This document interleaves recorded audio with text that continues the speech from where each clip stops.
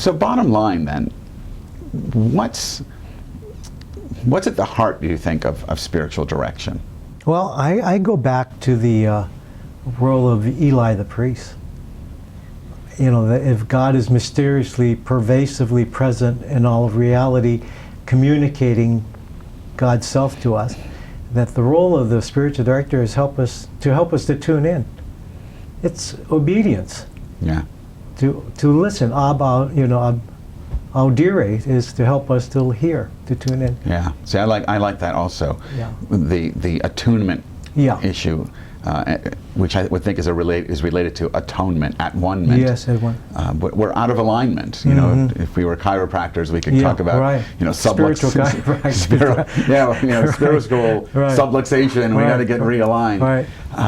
So that the energies flow more freely and the communication is more congruous and transformative. Exactly. Yeah, and I see that as a very different role than what clergy do, and that spiritual directors are really taking us in a direction that I don't even think we know what that is. Right. But it's something new, and I think God is working in new ways. Right. Well, that's why I liked your distinction between religion and spirituality.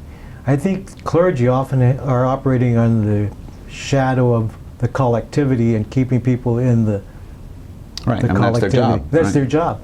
But the spiritual director doesn't have any of those agendas. Shouldn't. Right. Yeah. Yeah. The job of the clergy is to keep the religion together. Right. And the job of the spiritual director is to let God work. Exactly. Yeah. And there's few places people can go in this society specifically, but maybe elsewhere.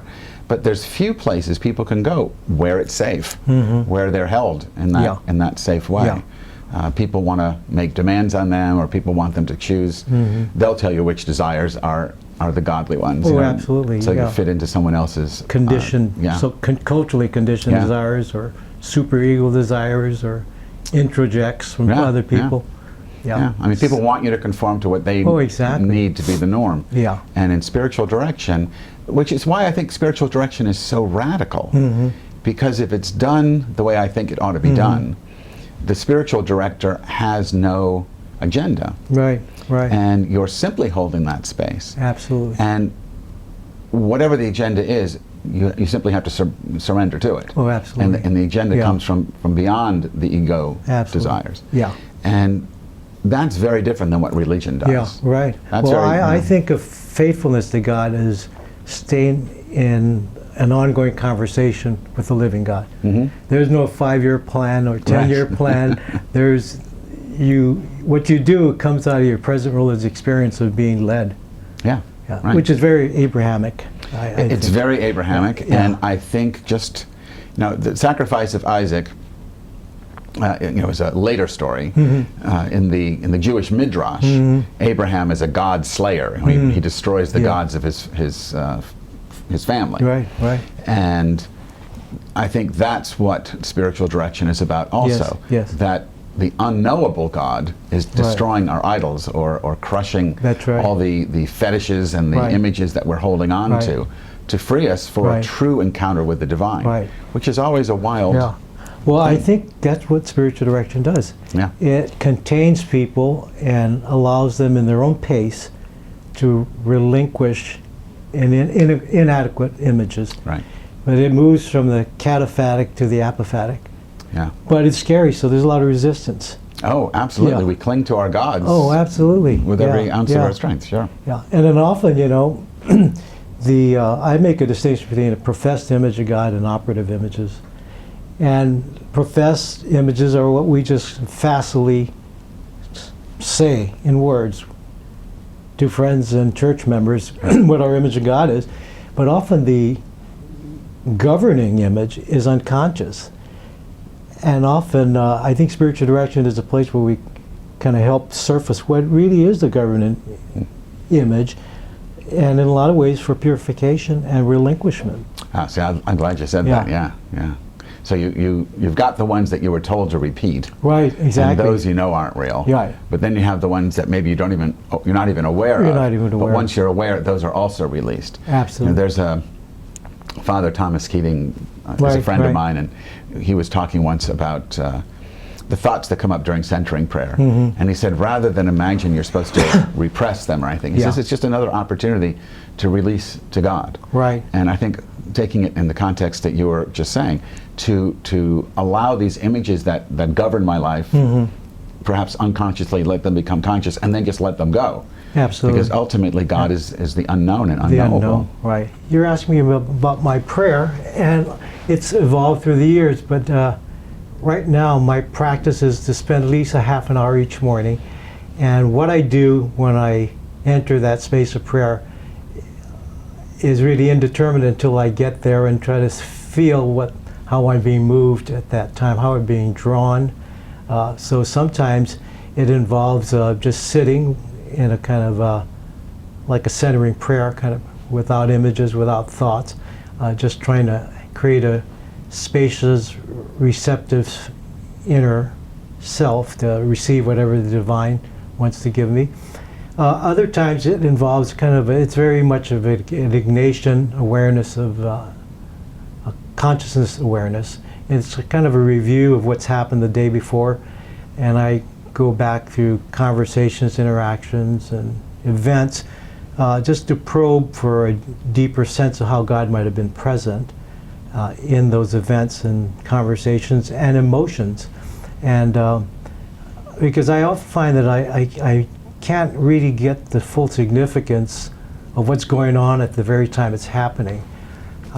So I find that kind of prayer very fruitful to see how I'm being led through the circumstances of my life on the path. So tell me more about your prayer, that you were struggling with just a one-sided kind of prayer, right? Well, a lot of the prayers that I hear said in synagogues and churches are, like you said, I think they're one-sided. They don't deal with that shadow side. They're I don't know, sort of cloying kinds of things. My own prayer practice is basically chanting practice. I do sitting meditation. I enjoy sitting meditation. I enjoy being as quiet as my monkey mind can be. But I really like walking.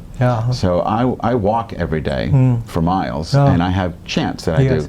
Some in Hebrew, some in Arabic, some in English, some in Sanskrit.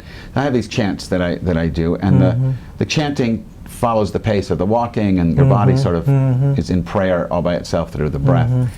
And it puts me in what Judaism would call, well, Hebrew is mochin de gadlut, spacious mind. This place where I'm not bound by the egoic, and I've moved into something larger, where God is met. And then I find myself in a real I-thou, I won't say every time I do this, but most days, in an I-thou encounter with the divine. Now the image that comes to me when I'm in that space is the Divine Mother. I work much more with the feminine than I do with the masculine. I don't resonate so much to God the Father. My experience is with God the Mother. And I have a conversation with her on a daily basis. I start with thanking her, the Thanksgiving and that. But mostly it's just almost, I don't know, the image would be seeing her would be two things. Seeing her reflected in and as everything I'm encountering. And then also having her mirror back to me the BS in my own life in such a way that I can go, oh, really? That I need to release that. So it's an apophatic kind of experience, a stripping away kind of experience. And so your image of God is both comforting and confronting. Yes, right. Comforting and discomforting. You need the discomforting part and the confronting. It sounds like it's a big value for you to keep you on the path. Yeah, because I'm very good at BSing myself. Yeah.